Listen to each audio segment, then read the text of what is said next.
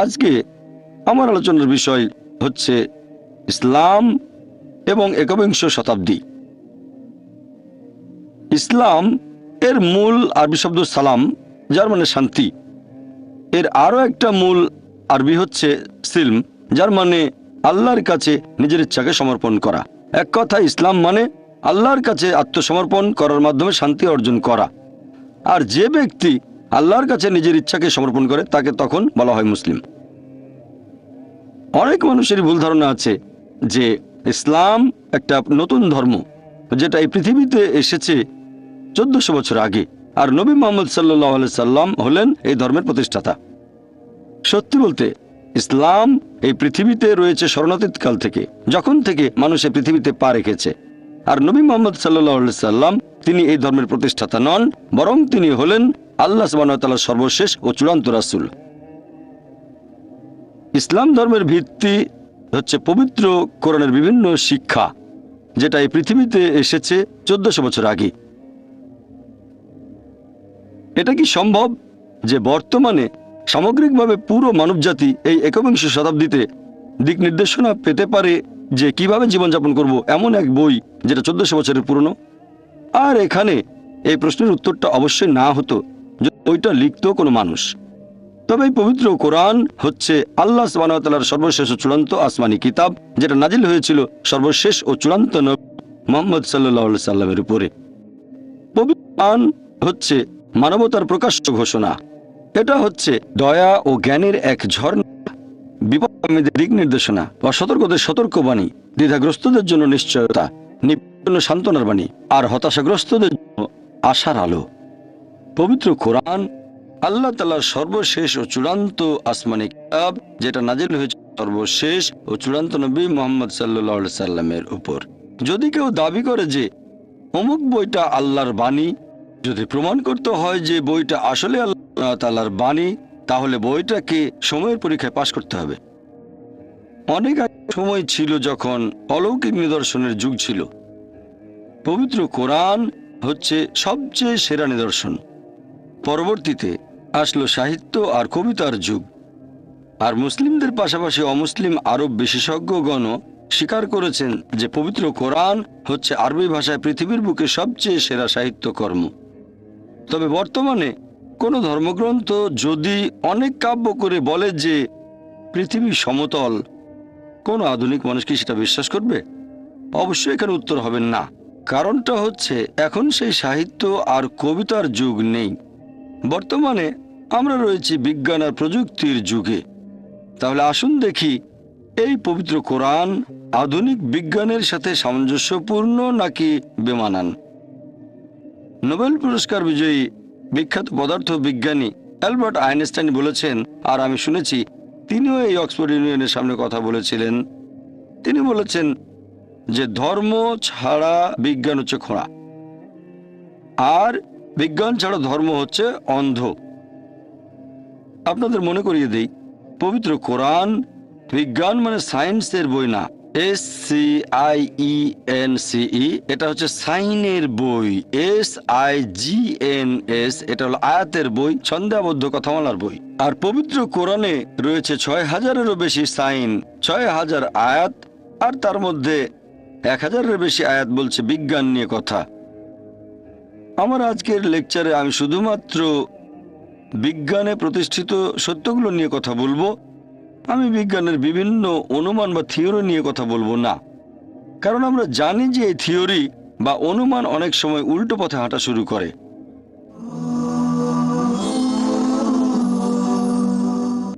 জ্যোতির্বিজ্ঞানের ক্ষেত্রে কয়েক যুগ আগে 1970-এর দশকে একদল বিজ্ঞানী ব্যাখ্যা করেছিলেন যে এই বিশ্বজগৎ কিভাবে সৃষ্টি হয়েছে।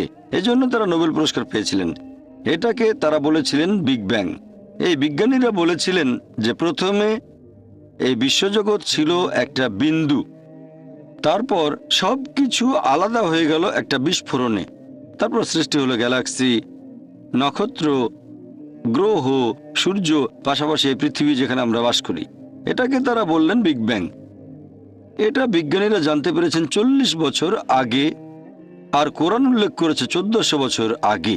সূরা আম্বিয়া অধ্যায় নম্বর 21 আয়াত নম্বর 30 বলা হয়েছে, अवलम यरल्लज़ीना कफरू অবিশ্বাসীরা কি এটা দেখে না अन्न समावाति वल अर्द कानत रत्कन फफतकनाहुमा।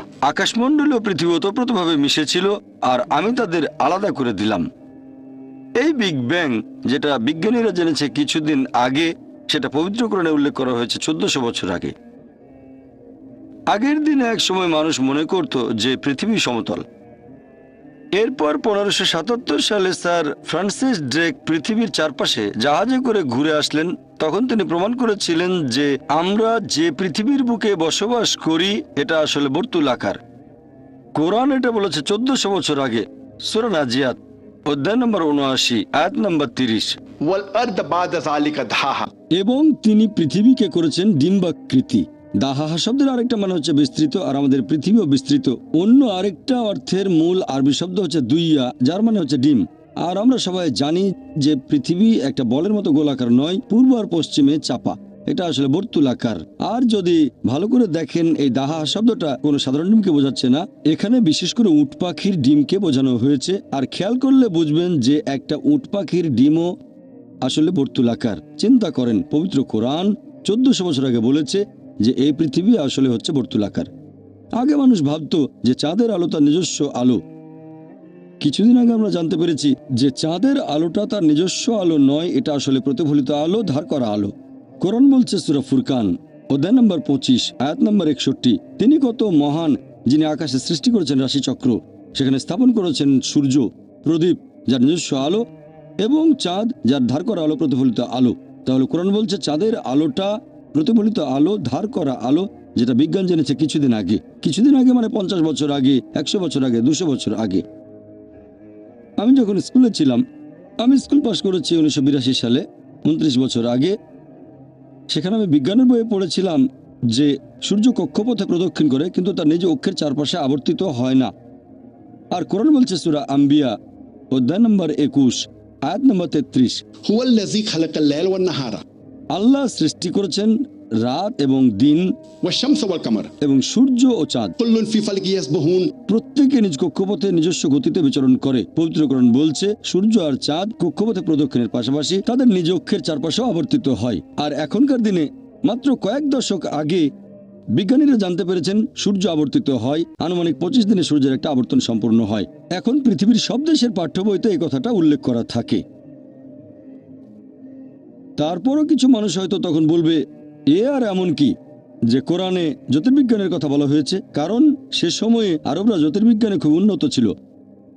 আমিও একমত যে আরবরা তখন জ্যোতির্বিজ্ঞানে খুব উন্নত ছিল। তবে আপনাদের মনে করিয়ে দিই যে আরবরা জ্যোতির্বিজ্ঞানে অনেক উন্নতি লাভ করতে পেরেছিল পবিত্র কোরআন নাজিল হওয়ার কয়েকশো বছর পরে। তাহলে এই কোরআন থেকে আরবরা জ্যোতির্বিজ্ঞান সম্পর্কে জানতে পেরেছিল, এর উল্টোটা নয়। এরপর হাইড্রোলজির ক্ষেত্রে আমরা স্কুলে থাকতে পানিচক্র পড়েছি। সমুদ্র থেকে পানি উপরে উঠে বাষ্প হয়, মেঘে পরিণত হয়, তারপর একসময় সেটা বৃষ্টি হয়ে মাটিতে পড়ে যায়। এভাবে পানিচক্র সম্পূর্ণ হয়। প্রথমবারের মতো পানিচক্রের বিস্তারিত বর্ণনা দেন স্যার বার্নার্ড প্যালিসি, আর সেটা 1580 সালে। পবিত্র কোরআনেও পানিচক্র সম্পর্কে বিস্তারিত বলা হয়েছে 1400 বছর আগে। কোরআন বলছে সমুদ্রের পানি বাষ্প হয়ে উপরে ওঠে, মেঘে পরিণত হয়, মেঘগুলো একত্রিত হয়ে আকাশে ভেসে বেড়ায়, বৃষ্টি হয়ে সেটা মাটিতে পড়ে যায়, পানির স্তর আবার ভরাট হয়ে পানিচক্র সম্পন্ন হয়। পবিত্র কোরআনে পানিচক্র সম্পর্কে বিস্তারিত বলা হয়েছে অনেকগুলো আয়াতে। সূরা আল জুমার অধ্যায় নম্বর 39 আয়াত নম্বর 21, সূরা রুম অধ্যায় নম্বর 30 আয়াত নম্বর 24, সূরা মুমিনুন অধ্যায় 23 আয়াত নম্বর 18, সূরা হিজর অধ্যায় নম্বর 15 আয়াত নম্বর 22, এরপর সূরা নূর অধ্যায় নম্বর 24 আয়াত নম্বর 43, সূরা আরফ অধ্যায় নম্বর 7 আয়াত নম্বর 57, সূরা রদ অধ্যায় নম্বর 13 আয়াত নম্বর 17, সূরা ফুরকান অধ্যায় নম্বর 25 আয়াত 48 ও 49, সূরা ফাতির অধ্যায় নম্বর 35 আয়াত নম্বর 9, সূরা ইয়াসিন অধ্যায় নম্বর 36 আয়াত নম্বর 34, সূরা জাসিয়া অধ্যায় নম্বর 45 আয়াত নম্বর 5, সূরা কাফ অধ্যায় নম্বর 50 আয়াত নম্বর 8 ও 9, সূরা ওয়াকিয়া অধ্যায় নম্বর 56 আয়াত নম্বর 68 থেকে 70, এরপর সূরা মুলক অধ্যায় 67 আয়াত নম্বর 30, সূরা তারিক অধ্যায় 86 আয়াত নম্বর 11। এভাবে আমি পবিত্র কোরআনের আরো অনেকগুলো আয়াতের রেফারেন্স দিতে পারি যেখানে পানিচক্র যাতে মানুষের জন্য রয়েছে আরোগ্য। আর কিছুদিন আগে আমরা জানতে পেরেছি যে আমরা যে মধু পায় সেটা মৌমাছির পেটের ভেতর প্রক্রিয়া হয়। এখনকার দিনের বিজ্ঞান বলে যে মধুতে মাঝারি মাত্রার অ্যান্টিসেপটিক গুণাবলী আছে আর সেটা মানুষের ক্ষেত্রে ওষুধের মতো কাজ করে। তারপর শরীরবৃদ্ধির ক্ষেত্রে কোরআন বলছে রক্ত সংবহন এবং দুধ উৎপাদনের কথা বর্ণনা করেছে। সূরা নাহাল অধ্যায় নম্বর 16 আয়াত নম্বর 66। কোরআন অবতীর্ণ হওয়ার 600 বছর পরে ইবনে নাফিস তিনি জীবদেহে রক্ত সংবহন এবং দুধ উৎপাদনের ব্যাপারটা পৃথিবীর সামনে তুলে ধরেন।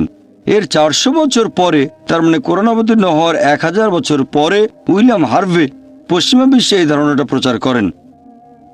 আমরা উইলিয়াম হার্ভের নাম জানি, কিন্তু খুব কম লোকই ইবনে নাফিসের নামটা জানে। তিনি উইলিয়াম হার্ভের 400 বছর আগেই রক্ত সংবহন আর দুধ উৎপাদন সম্পর্কে বর্ণনা করেছেন। তারপর ভ্রূণবিদ্যার ক্ষেত্রে পবিত্র কোরআন মানব ভ্রূণের বিভিন্ন পর্যায় বা স্তরের কথা একেবারে বিস্তারিতভাবে বর্ণনা করেছে।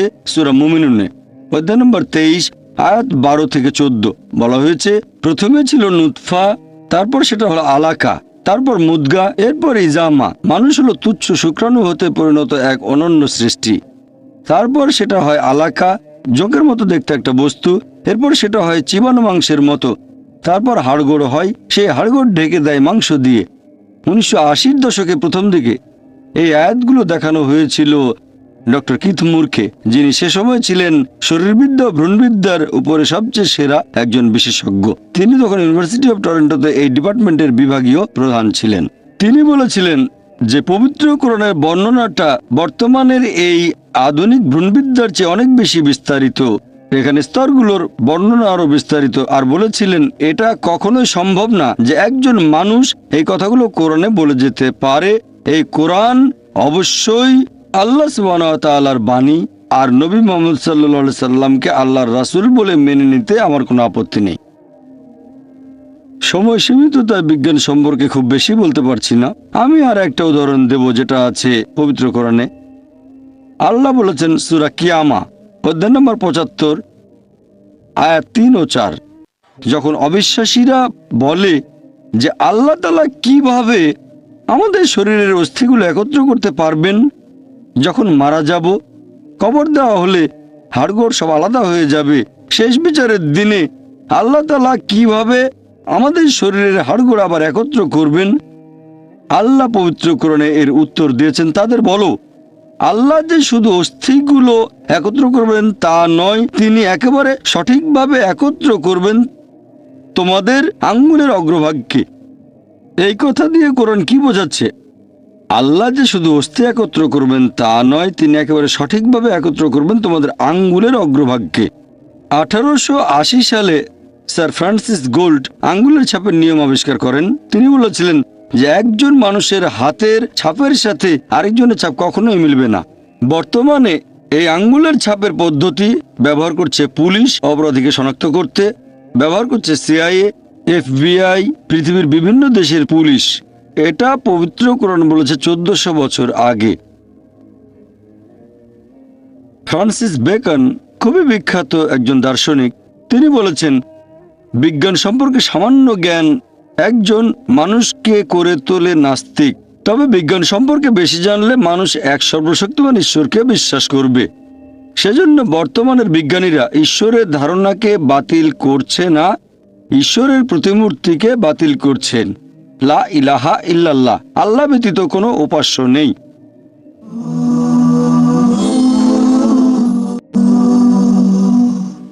আমার লেকচারের শুরুতে পবিত্র কোরআনের একটা আয়াত বলেছিলাম।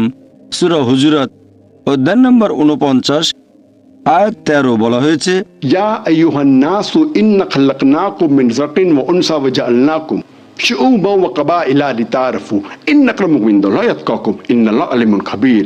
যার মানে, হে মানুষ জাতি, আমি তোমাদের সৃষ্টি করেছি একজোড়া পুরুষ ও নারী হতে, আর তোমাদের বিভক্ত করেছি বিভিন্ন জাতি ও গোত্রে, যাতে তোমরা একে অন্যের সাথে পরিচিত হতে পারো। এমন না যে একে অন্যকে ঘৃণা করবে। আর আল্লাহর নিকট সেই ব্যক্তি সবচেয়ে মর্যাদা সম্পন্ন যার রয়েছে তাকওয়া। আল্লাহ তাআলার কাছে বিচার করার যে মানদণ্ডটা, সেটা লিঙ্গ নয়, গায়ের রং নয়, ধন সম্পদ নয়, অথবা বয়স নয়, সেটা হচ্ছে তাকওয়া, আল্লাহকে মেনে চলা, ধার্মিকতা এবং ন্যায়নিষ্ঠতা। যেটা দিয়ে একজন মানুষ আরেকজনের চেয়ে বেশি মর্যাদা পেতে পারে সেটা হচ্ছে ন্যায়নিষ্ঠতা এবং ধার্মিকতা, অন্য কোনো মানদণ্ড নেই। কোরআন বলছে সূরা রুম অধ্যায় নম্বর 30 আয়াত নম্বর 22, আল্লাহর নিদর্শনগুলোর মধ্যে রয়েছে আকাশমণ্ডলী ও পৃথিবী এবং তোমাদের ভাষা ও বর্ণের বৈচিত্র্য, এতে জ্ঞানীদের জন্য বহু নিদর্শন রয়েছে। পবিত্র কোরআন বলছে তিনি মানুষের গায়ের রং আর ভাষার মধ্যে বৈচিত্র্য দিয়েছেন যাতে করে জ্ঞানীরা বুঝতে পারে যেটা আল্লাহ সুবহানাহু ওয়া তাআলার নিদর্শন। এখানে বলা হয়েছে সার্বজনীন ভ্রাতৃত্বের কথা, যে আল্লাহ তাআলা আমাদের পুরো মানুষ জাতিকে সৃষ্টি করেছেন একজোড়া পুরুষ ও নারী হতে, আদম ও হাওয়া, ওনারা শান্তিতে থাকুন। আল্লাহ সুবহানাহু ওয়া তাআলা বলেছেন সূরা ইসরা অধ্যায় নম্বর 17 আয়াত নম্বর 70, ওয়ালাকাদ কাররামনা বানি আদমা, আমি আদম সন্তানকে মর্যাদা দান করেছি। আল্লাহ তাআলা পবিত্র কোরআনে বলেছেন যে আদম সন্তানদের সবাই, হোক তারা কালো বা সাদা, পুরুষ বা নারী, তারা জন্মাক ভারতে বা আমেরিকায় বা যুক্তরাজ্যে, তারা এই পৃথিবীর যে কোনো জায়গাতে থাকুক, আল্লাহ তাআলা আদম সন্তানদের সবাইকে মর্যাদা দান করেছেন, পুরো মানব জাতিকে। আর ইসলাম সার্বজনীন ভ্রাতৃত্বের কথা বলার পাশাপাশি একেবারে হাতে কলমে দেখিয়ে দেয় যে প্রত্যেক মুসলিম যারা ইসলাম ধর্ম পালন করে তারা প্রতিদিন কমপক্ষে 5 বার এই কাজটাকে করে দেখাবে। আমি এখানে ইসলাম ধর্মের একটা স্তম্ভের কথা বলছি, সালাত বা নামাজ, প্রার্থনা করা।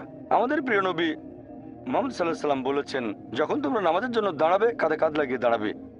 আপনার পাশে যে লোকটা দাঁড়িয়ে আছে, হোক সে কালো বা সাদা, ধনী বা গরিব, রাজা বা ফকির, যখন আপনি নামাজ পড়তে দাঁড়াবেন কাঁধে কাঁধ লাগিয়ে দাঁড়াবেন।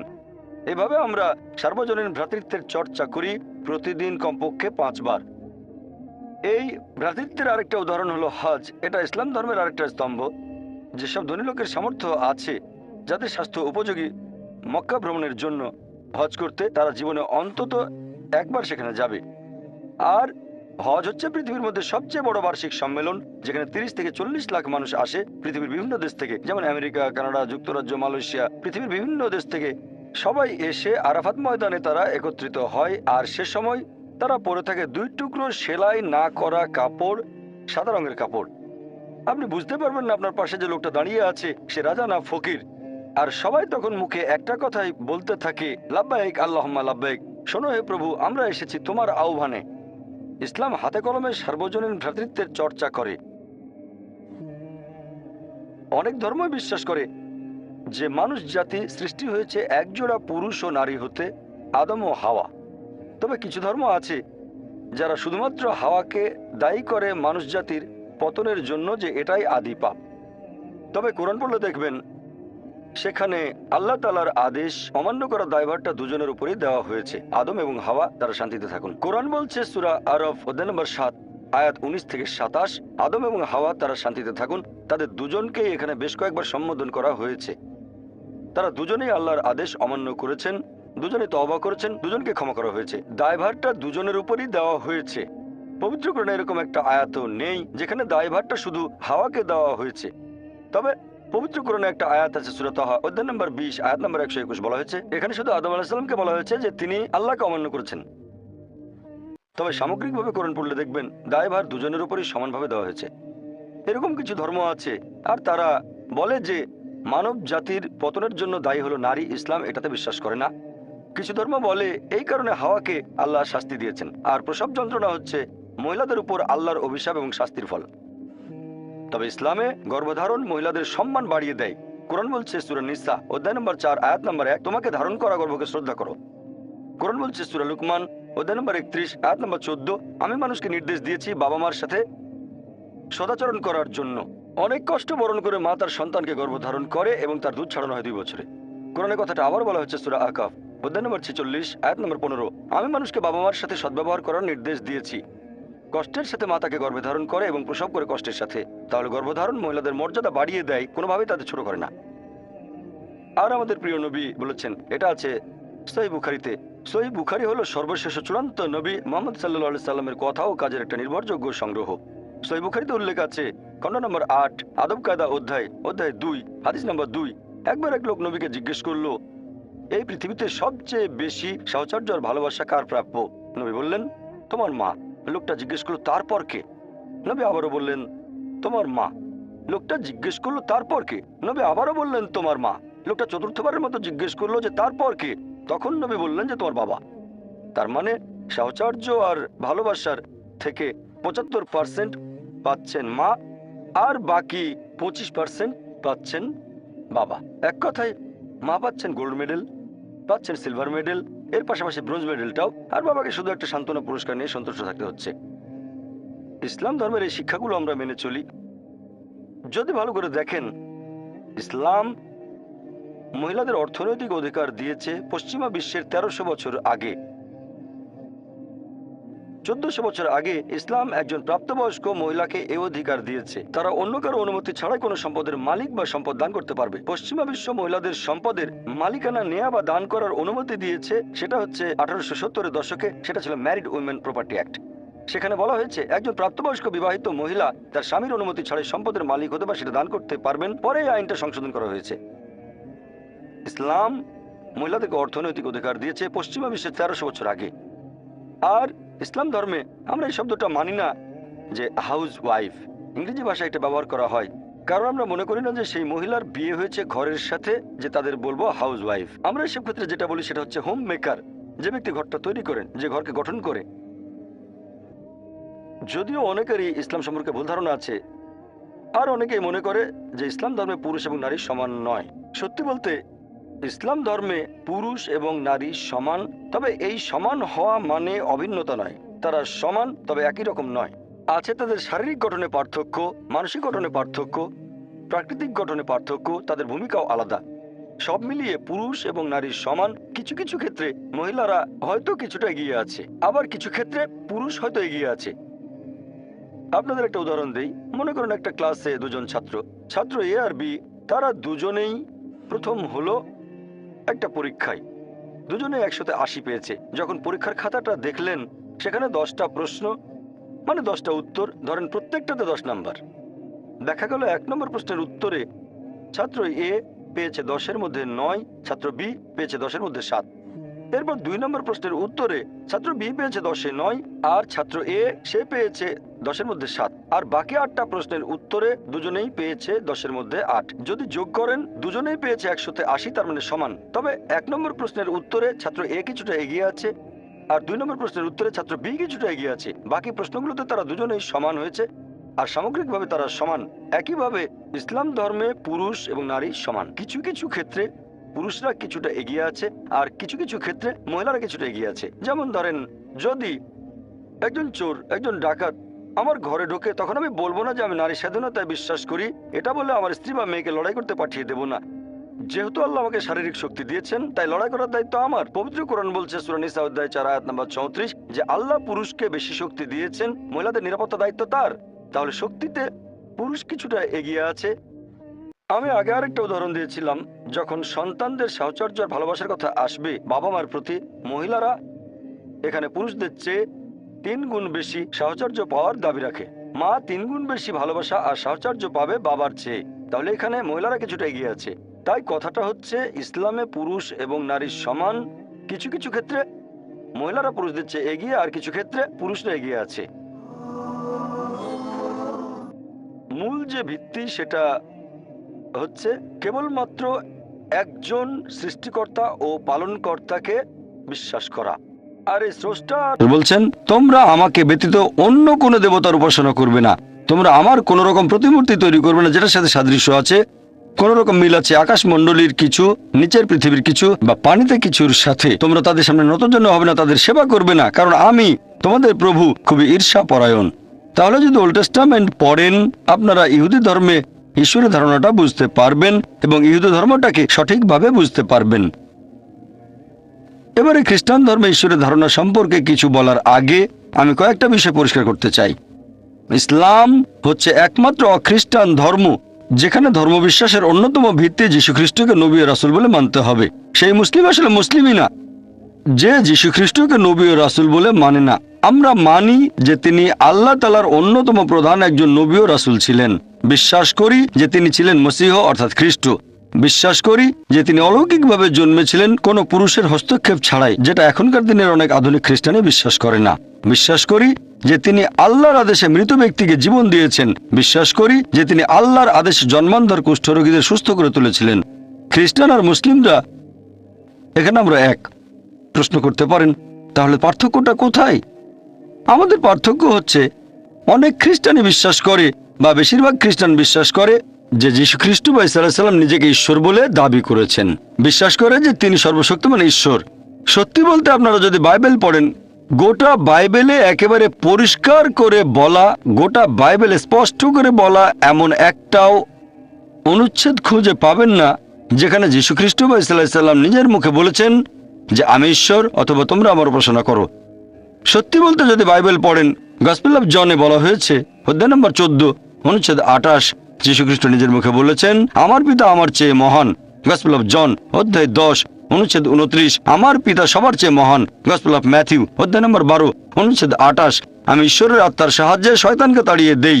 গসপেল অফ লুক অধ্যায় 11 অনুচ্ছেদ 20, আমি ঈশ্বরের আঙ্গুলের সাহায্যে শয়তানকে তাড়িয়ে দিই। গসপেল অফ জন অধ্যায় নম্বর 5 অনুচ্ছেদ 30, আমি নিজের থেকে কিছুই করতে পারি না, আমি যেমন শুনি তেমন বিচার করি, আর আমার বিচার ন্যায্য, কারণ আমি নিজের ইচ্ছা পূরণ করি না, আমার পিতার ইচ্ছা পূরণ করি। যদি কেউ বলে নিজের ইচ্ছা নয় আল্লাহর ইচ্ছা পূরণ করি, সে একজন মুসলিম।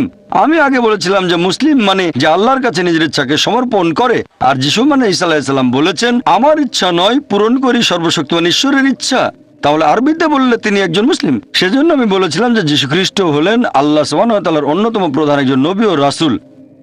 এরপর যিশু আরো বলেছেন গসপেল অফ জন অধ্যায় নম্বর 14 অনুচ্ছেদ 24, তিনি বলেছেন তোমরা যে কথাগুলো শুনছো সেগুলো আমার নয়, বরং এগুলো পিতার যিনি আমাকে পাঠিয়েছেন।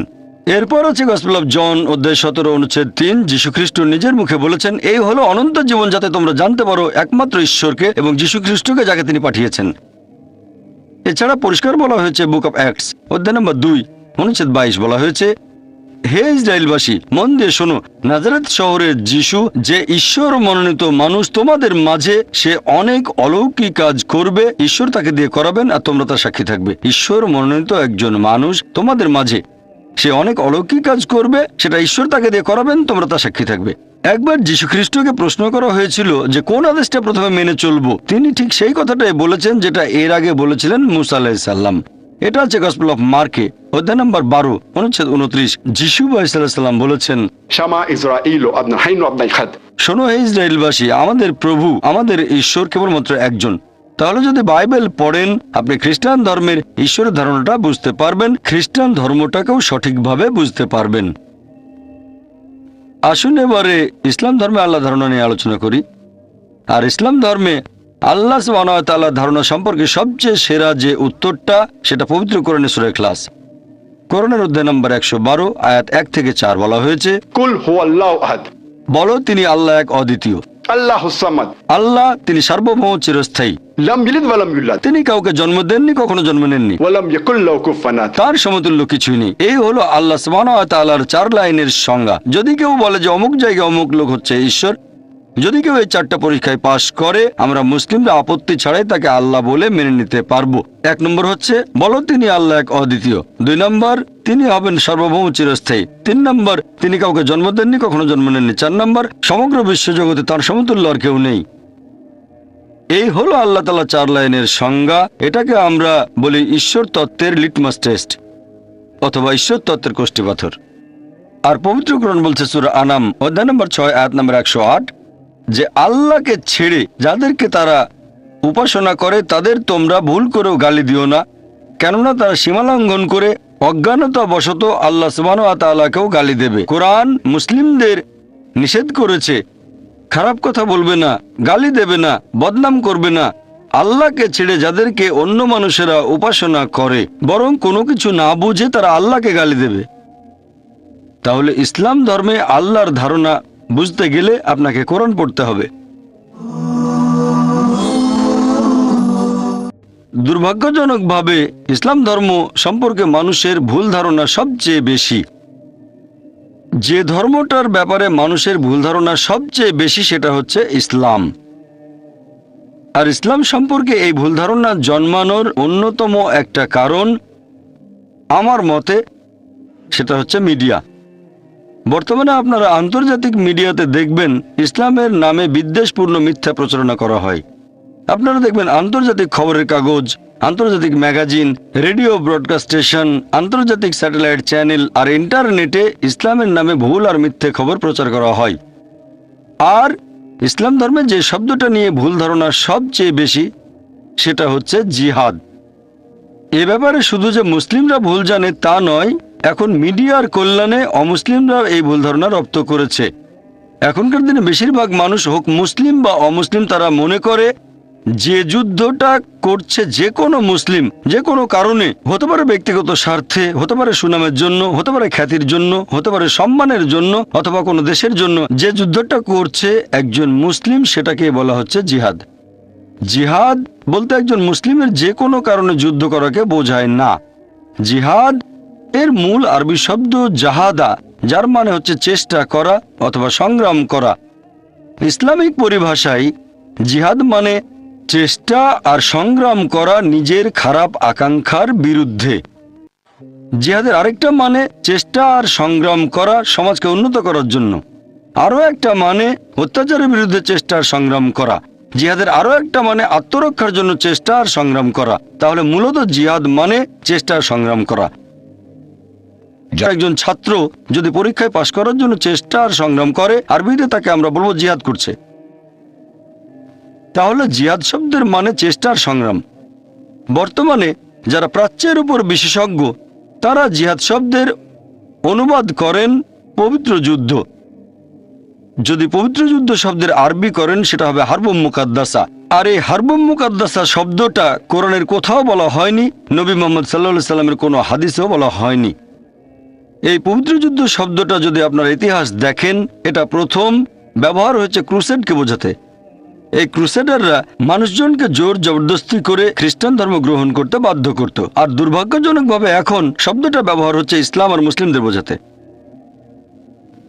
কোরআন একেবারে পরিষ্কার করে বলেছে, সূরা মাইদা অধ্যায় নম্বর 5 আয়াত নম্বর 32, যদি কেউ অন্য কোনো মানুষকে হত্যা করে, সেটা যদি হত্যার অপরাধ বা দেশে বিশৃঙ্খলা সৃষ্টির অপরাধে না হয়, তাহলে সে যেন পুরো মানব জাতিকে হত্যা করল।